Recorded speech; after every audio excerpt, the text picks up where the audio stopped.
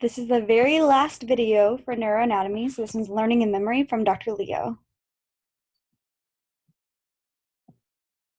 So starting out with, he was talking about the long-term potentiation. So you've got two parts of this. The first part's association.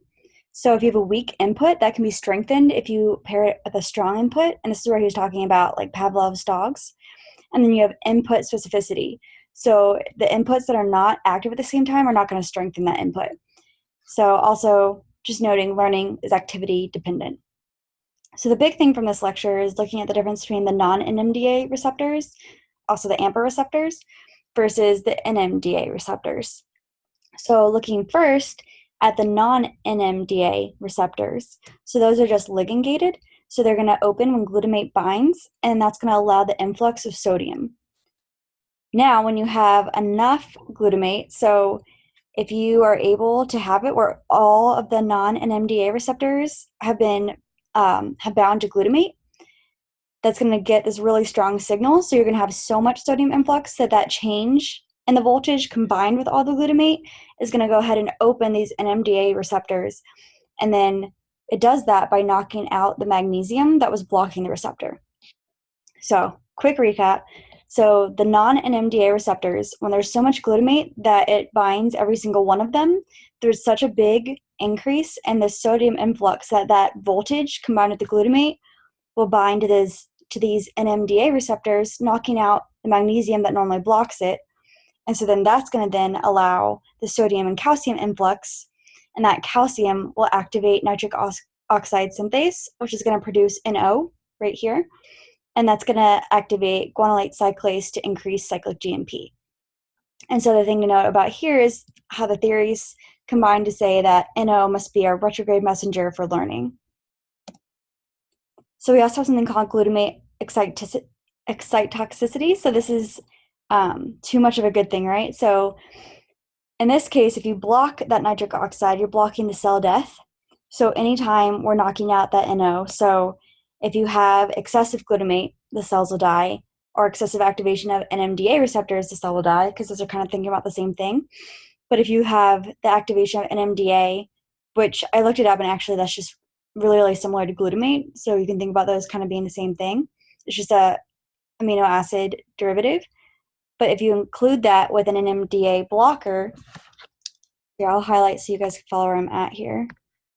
So NMDA plus the NMDA blocker, those two are going to cancel out, right? So we'll have no cell death. And then if we have NMDA and an NO blocker, same thing, because that NMDA is going to give us the NO, but if we block that, again, no cell death.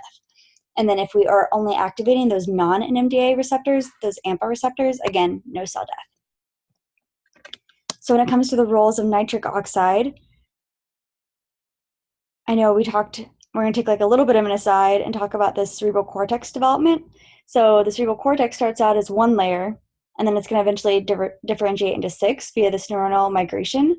So the only 2 he wants us to know are layer 4 being the input, so thalamocortical, so anything that's going through the thalamus to get to the cortex, so think like dorsal columns or spinothalamic. And so that's why your primary sensory cortex here, so remember that's our post-central gyrus, you're going to have a really big layer 4 because that's going to mostly do with input. Whereas your primary motor cortex, so that pre-central gyrus, that's going to be mostly a big layer 5 because that's all your output, so something like corticospinal.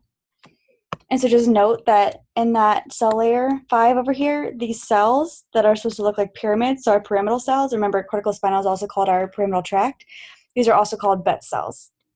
And so you can find those in that layer 5.